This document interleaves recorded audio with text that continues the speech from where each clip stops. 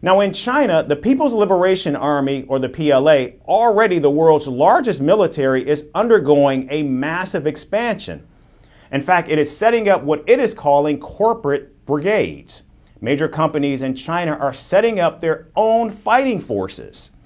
Reports say that at least 16 big Chinese firms are involved with the expansion, and the majority of these firms are in fact state-owned.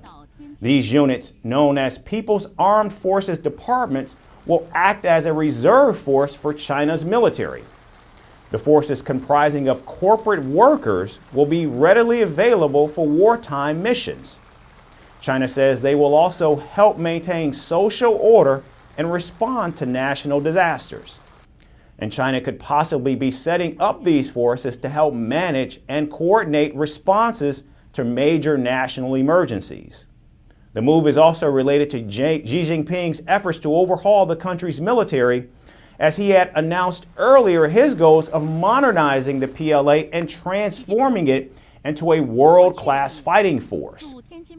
Now, these private corporate militias have rarely been seen in China since the 1970s. In fact, they originated in the 1920s to support the Communist Party and its battles. However, when the Communist Party came to power in 1949, these units were embedded into public organizations.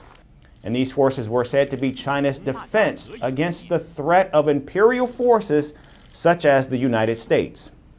In fact, the number of these forces peaked in the 1950s when military tensions was high with the United States over Taiwan.